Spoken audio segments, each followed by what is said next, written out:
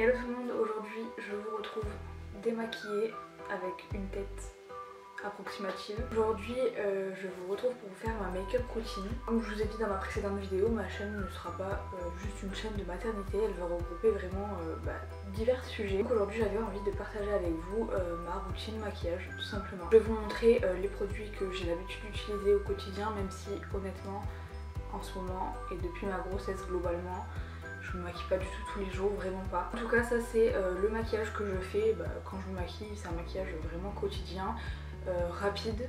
Honnêtement je passe pas plus de 20 minutes en général sur mon maquillage classique de tous les jours. Ça m'arrive de faire des make-up plus travaillés, bon en ce moment encore une fois beaucoup moins, à part si j'ai une nouvelle palette à tester, mais du coup voilà.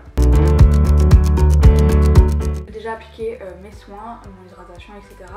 Et je vais du coup commencer par la base, et en ce moment j'utilise la Hydro Grip Primer de chez Milk. Donc j'applique plus ou moins une pompe sur mon visage, j'ai mon miroir qui est là en fait, c'est pour ça que je vais regarder un peu sur le côté. Ce que j'aime dans cette base c'est que ça va vraiment être une base, elle a une texture qui est un peu collante, vous voyez, et donc en fait on sent vraiment qu'elle a une action sur la tenue du fond de teint et qu'elle va vraiment venir l'agripper, et c'est ce que j'aime, je sens vraiment l'efficacité. Donc moi je ne mets plus vraiment de fond de teint, ou alors vraiment rarement, ça m'arrive vraiment plus du tout d'en mettre au quotidien.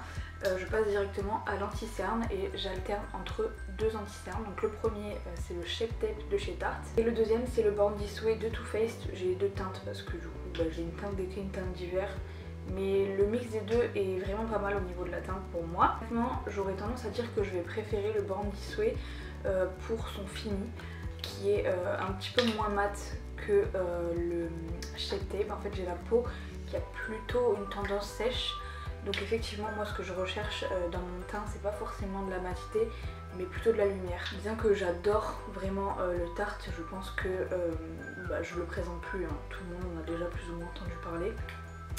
J'aime quand même vraiment énormément le Born This Way. Je trouve qu'au niveau de la couvrance c'est à peu près équivalent. Le rapport quantité-prix est très bon, encore meilleur que le Tarte. Aujourd'hui du coup je vais appliquer le Born This Way, donc j'ai la teinte Marshmallow et la teinte Cloud, et en général je fais un peu un mix des deux. Donc vous voyez je n'applique pas de fond de teint, mais je vais appliquer quand même de l'anti-cerne assez généreusement, ce qui va me permettre de recouvrir quand même la majorité, pratiquement tout mon teint en fait. Donc j'applique pas de fond de teint mais je me rattrape quand même sur l'anti-cerne. Je vais venir appliquer le plus clair en petites touches. Je vais l'estomper avec ma Beauty Blender, et du coup c'est une que j'ai trouvée sur Amazon. C'est la marque IMAX Design, c'est Marion Caméléon qui m'en a parlé. Marion Caméléon c'est un peu marré. Je pense qu'il faudrait que je teste le Shape Tape version, le nouveau là, le Creamy. Parce que je pense du coup qu'il répondrait, enfin sur le papier en tout cas, il répond plus à mes attentes que le Shape Tape en version classique. Donc je suis très curieuse de le tester, n'hésitez pas à me dire en commentaire si vous l'avez testé, ce que vous en pensez. Donc vous voyez je l'étire quand même pas mal l'anti-cerne, ça va vraiment encore une fois unifier mon teint, ça va jouer un peu le rôle de anti-cerne fond de teint quoi.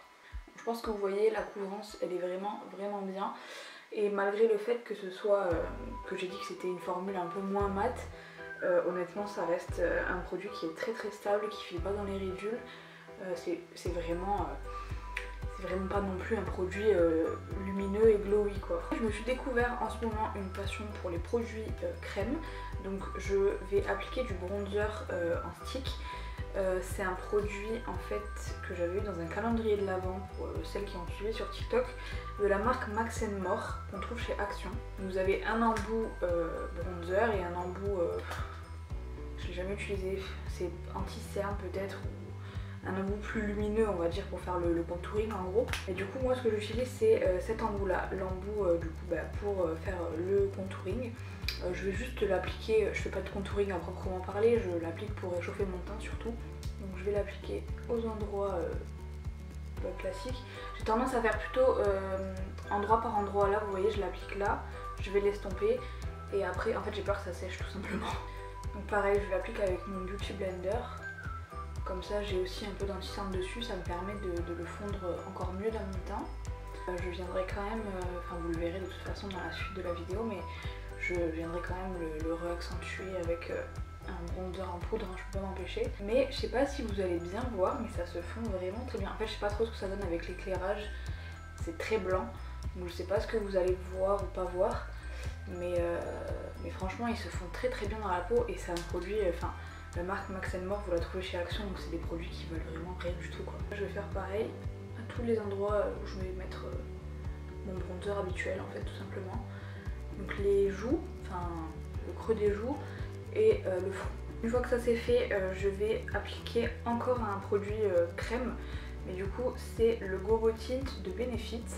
Donc c'est un petit produit comme ça, je pense que c'est une miniature, je l'avais eu dans une box, vous savez les box maquillage mensuel.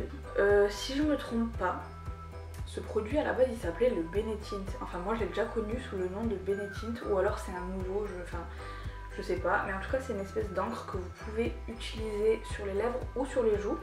Donc moi je vais faire les deux, vous verrez. Donc là je commence par l'appliquer comme ça sur ma joue. Et avant que ça sèche, je vais l'estomper avec mon éponge.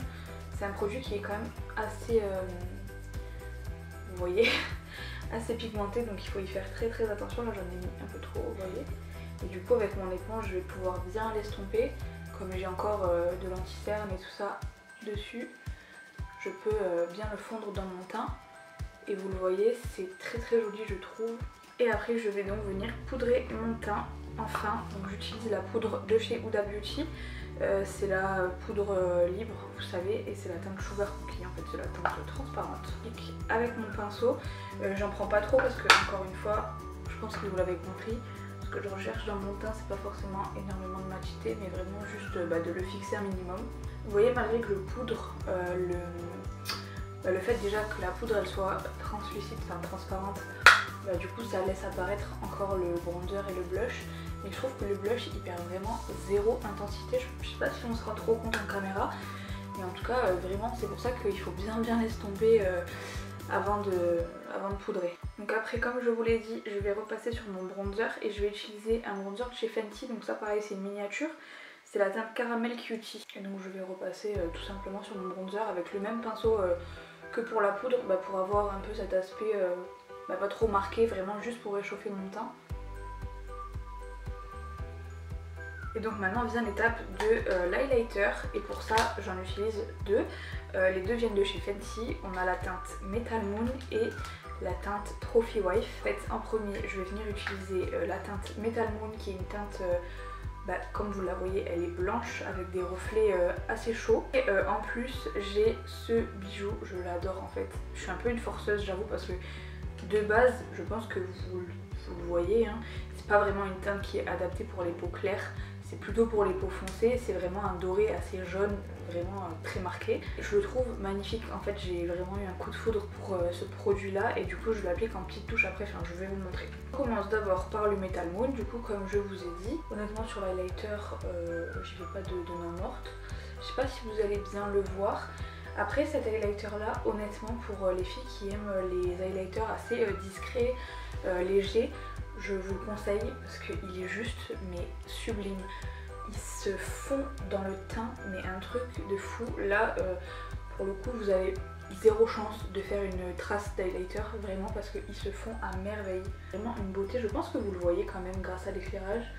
Il est vraiment très bien. Bon, moi j'en mets beaucoup parce que encore une fois c'est pas vraiment c'est pas un highlighter pailleté bien comment dire, vous voyez ce que je veux dire. Donc c'est là que intervient le fameux Trophy Wife. J'en prends vraiment très peu sur mon pinceau et je vais juste venir en mettre par dessus pour ajouter en fait tout simplement des paillettes dorées de celui-ci. Je sais pas vraiment ce que ça va rendre. Je me suis rapprochée, vous me voyez vraiment en gros plan, puisque du coup je vais venir m'occuper de mes sourcils. Donc pour mes sourcils j'ai pas grand chose à faire, je pense que ça se voit. Enfin ça se voit, j'ai la teinture en fait de sourcils. Je vais juste venir reprendre au niveau de la queue de mon sourcil tout simplement. Pour ça j'utilise la Deep Brow Pomade de chez Anastasia. J'ai la teinte Chocolate, elle est un petit peu chaude pour moi par rapport surtout à la couleur de la teinture. Il faudrait que je la rachète en couleur un peu plus froide, mais ça passe. Je sais pas du tout d'où il vient. En plus je l'ai acheté il y a pas longtemps, je m'en souviens, mais je ne sais plus où. Donc là vous voyez je trace juste l'arc sourcils et je fais n'importe quoi parce que je suis en train de parler en même temps. Pour mes sourcils, je vais juste venir les fixer avec un gel fixateur. Toujours il vient de chez Max & More. Je Je l'avais eu aussi dans le calendrier, d'ailleurs il s'est teinté à force de le replonger dedans, c'est pas très propre mais bon, il n'y a que moi qui l'utilise donc. Bon, j'ai retiré mon bandeau parce que du coup j'ai terminé mon teint. Je vais passer aux yeux et pour le coup sur les yeux j'y passe pas 20 ans honnêtement. En plus j'ai découvert un nouveau truc mais révolutionnaire. Il s'agit des fossiles de la marque Forever Lilz. Donc je ne sais pas si vous en avez entendu parler. Si vous suivez Marion Caméléon ou Salomé, le monde de Salomé, elles en ont parlé. Donc en fait il s'agit d'un liner comme ça. Donc c'est pas un liner magnétique, attention. Mais en gros c'est un liner adhésif pour les fossiles. Rien de plus simple, c'est un eyeliner feutre que vous allez venir appliquer comme un eyeliner classique finalement. Et par-dessus vous allez pouvoir mettre n'importe quelle paire de fossiles. Personnellement j'ai testé qu'avec les fossiles de la marque parce qu'en gros sur le site j'ai commandé le pack avec le liner et les fossiles. Mais Marion et Salomé elles ont testé avec d'autres fossiles et ça fonctionne. Honnêtement je trouve que c'est une invention de fou, franchement je vous le dis. Clairement les marques de fossiles, toutes les autres elles peuvent aller se recoucher parce qu'en fait vous avez juste à acheter un liner. Et avec ça, vous n'avez même pas besoin de colle et vous mettez n'importe quel fossile et je vous jure que ça tient, mais vraiment. Je vais vous montrer, enfin du coup je vais tracer mon trait de liner. Ça dépend des jours, des fois je vais faire une virgule mais là j'ai pas forcément envie, vous voyez comme dans ma vidéo précédente. Je vais juste faire un liner au ras des cils. Par contre je suis désolée mais je vais pas pouvoir parler en même temps.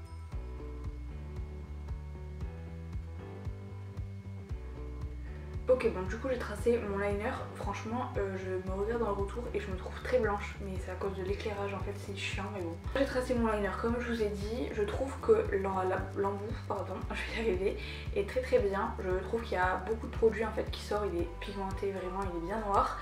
Par contre c'est vrai que les eyeliners avec des embouts feutres ça a tendance à s'abîmer vite, surtout si vous le tracez par-dessus des fards. Par-dessus des fards pailletés encore plus. Je me dis que honnêtement si c'est juste une histoire de liner que vous devez racheter parce qu'il s'abîme un peu vite, franchement pour ce qu'il fait, je trouve que ça vaut le coup. Après je vais juste venir appliquer une couche de mascara parce que du coup avec le fond de teint et tout ils sont un peu blancs. Donc je vais juste les noircir pour qu'ils se fondent mieux avec les fossiles. J'utilise un mascara Maybelline, c'est le Colossal. J'en ai profité pour en mettre aussi un petit peu en bas du mascara. Et donc maintenant c'est là qu'entrent en jeu les fossiles. Donc moi j'ai choisi les Savage du site. Donc là je les ai coupés et tout, je les ai déjà utilisés donc forcément ils sont moins présentables que quand vous les recevez. Mais j'adore le modèle, ils sont trop beaux. Je suis encore approchée pour que vous voyez encore mieux. Franchement j'ai l'impression que cette lumière elle me rend affreuse mais c'est pas grave. En cadeau de ma commande j'avais eu cette petite pince avec, je sais pas si c'est systématique mais voilà.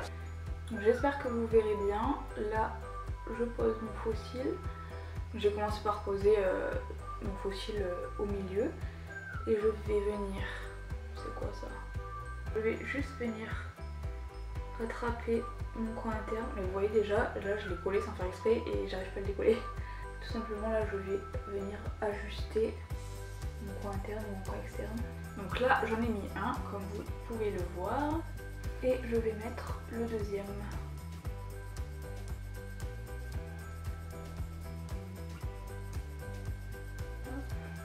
Je viens juste les presser bien contre mon eyeliner, contre ma paupière, puisque à ce que j'ai compris, enfin de ce que j'ai compris, c'est ça qui va aider aussi à bien les faire tenir.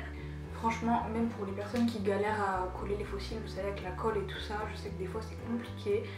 Franchement là vous n'allez pas du tout, mais pas du tout galérer vraiment. Je suis un peu rééloignée et du coup maintenant on va passer aux lèvres pour terminer ce make-up. Je vais prendre mon petit produit de chez Benefit, le Go Go Tint. Et un gloss de chez Kiko, c'est le 3D Hydra Lip Gloss en teinte, je crois que c'est 27 mais elle s'efface donc je suis pas sûre mais je crois que c'est ça. Là le but ça va être d'appliquer ce produit en, comment on dit, à l'intérieur des lèvres tout simplement et de l'estomper avec le doigt dans un premier temps. Donc je l'applique grossièrement et avant que ça sèche je l'estompe. Et ensuite je vais venir par dessus appliquer mon gloss, donc c'est un gloss un peu rosé avec des paillettes pareil dans les tons rosés. Voilà, donc voilà pour le make-up. Si jamais j'ai l'intention de porter le maquillage toute la journée, Ce qui n'est pas le cas puisque actuellement il est 21h30, je tourne cette vidéo le soir, ça n'a absolument aucun sens. Je mets de la brume fixatrice, donc celle-ci c'est la Continuous Setting Mist de chez Morphe. En tout cas j'espère que cette petite vidéo vous aura plu. Si vous avez des idées de vidéos, n'hésitez pas à m'en faire part dans les commentaires s'il y a des choses que vous voulez voir, etc. Sur Instagram et TikTok, j'ai lancé une FAQ, donc d'ici peu de temps vous devriez avoir une FAQ qui va arriver. Je vous fais plein de gros bisous et je vous retrouve très bientôt dans une prochaine vidéo. À la prochaine!